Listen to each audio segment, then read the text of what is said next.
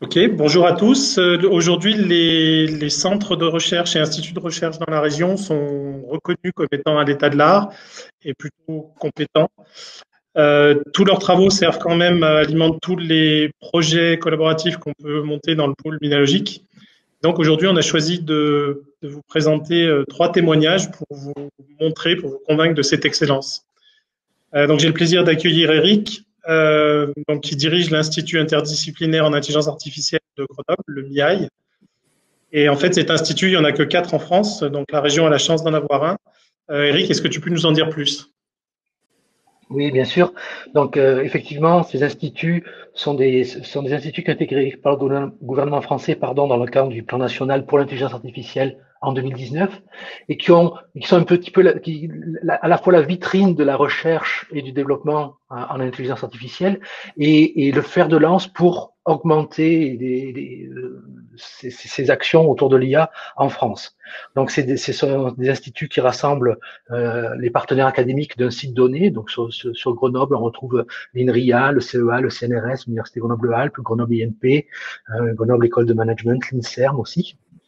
Et puis un certain nombre de partenaires industriels. Et si Grenoble a eu la chance d'avoir cet institut, c'est d'une part dû au fait que Grenoble est une place forte de l'informatique et de l'intelligence artificielle plus précisément depuis un certain temps, avec des recherches de points qui sont reconnus, et d'autre part au tissu industriel et collaboratif qu'on avait su tisser sur Grenoble et qui nous a permis de répondre assez rapidement à l'appel d'offres qui avait été lancé par le gouvernement et à pouvoir bénéficier du coup de cet institut. Donc, je terminerai juste en disant que nos instituts ont 4 missions. Une mission de recherche et développement en intelligence artificielle, une mission de formation en intelligence artificielle aussi, bien sûr, à tous les niveaux, pour tout type de public, une mission de transfert technologique et de création de start-up, et puis une mission de discussion avec la société et de vulgarisation. Merci beaucoup, Eric. J'ai aussi le plaisir d'accueillir Stéphane, qui vient effectivement de l'INRIA Rennes. Il a dirigé l'Institut INRIA à Rennes. Il était très très actif au pôle de compétitivité image et réseau et il prend en charge la création du site INRIA sur Lyon. Stéphane, est-ce que tu pourrais nous parler de ta prise de fonction et puis peut-être faire un parallèle entre les deux pôles de compétitivité? Oui, Philippe, comme tu le disais, donc moi j'ai passé 5 ans à la tête du Centre INRIA de Rennes, qui est un partenaire du pôle image et réseau depuis sa création, hein, bien sûr. Je pense qu'on était un partenaire très très actif. Alors les pôles de compétitivité tels que image et réseau minalogique à la fois se ressemblent. Hein, je dirais, si je qualifierais la mission, c'est un lieu de mise en relation. Où on se met autour de projets, soit les entreprises entre elles, soit les entreprises et les partenaires académiques. Hein, donc c'est la même mission. Hein. Évidemment, après, l'écosystème et le tissu d'entreprise n'est pas tout à fait le même. Image et réseau, à cause de son écosystème, était très très orienté service. Numérique et services.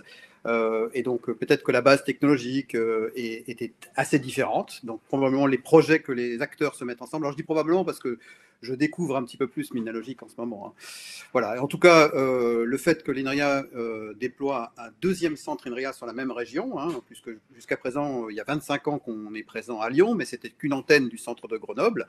Là, l'objectif, c'est effectivement, c'est que l'écosystème, et donc Minalogic, bénéficie d'ici quelques mois d'un deuxième centre INRIA qui va développer évidemment à partir de la recherche qui existe déjà, hein, rien ne va être enlevé, mais qui va ajouter des choses et qui va pouvoir mener aussi une politique en concertation avec Grenoble, mais effectivement propre aux atouts du site de Lyon. Merci Stéphane. Donc Thierry, tu es professeur à l'Université de Clermont-Ferrand. La question que j'avais, c'est comment d'autres territoires peut-être un peu plus petits ou d'autres universités un peu plus petites trouvent-ils leur place aux côtés des mastodontes comme Lyon et Grenoble? Alors, il est vrai que Lyon et Grenoble peuvent développer des recherches innovantes en IA sur un grand champ de domaines applicatifs. Quand on est sur un territoire un peu plus petit comme Clermont, Saint-Étienne par exemple, on doit essayer de prévoir des recherches qui sont en phase avec la politique de site et surtout en phase avec les secteurs d'activité qui sont mis en avant sur ces territoires-là. Sur Clermont-Ferrand, par exemple, dans le cadre du projet e-site Cap 2025, un certain nombre d'activités sont proposées, de champs applicatifs comme la mobilité notamment, l'industrie du futur. Et donc, on prévoit des appuis et des travaux en IA orientés pour notamment asseoir ces secteurs d'activité-là. Et donc, on arrive toujours à s'asseoir sur ces choses-là. Merci Thierry. En 2021, Minalogic a remis la relation académique au centre de ses priorités. L'illustration concrète de cette priorité, c'est la nomination de David Galrenier en tant que point de contact unique pour les instituts et centres de recherche de la région. David, peux-tu nous dire comment tu vois ta prise de poste? Donc la prise de poste, elle est simple, c'est qu'on a un gros enjeu de mise en avant du monde académique sur le territoire. On a pu voir quelques exemples d'expertise qu'on a en Auvergne-Rhône-Alpes. Un des gros enjeux, c'est justement de la valoriser, de la mettre en avant. Ça, c'est un premier point. C'est de l'accompagner aussi sur des ressources de financement et essayer de favoriser, un troisième temps, le lien avec le monde industriel et de favoriser le transfert de compétences entre le monde académique et le monde industriel et de favoriser les échanges entre ces deux mondes.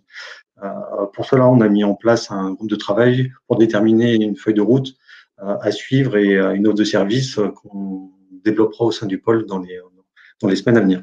Il me reste à vous remercier tous les quatre pour vos interventions et puis souhaiter bon courage à David et à Stéphane dans leur prise de fonction.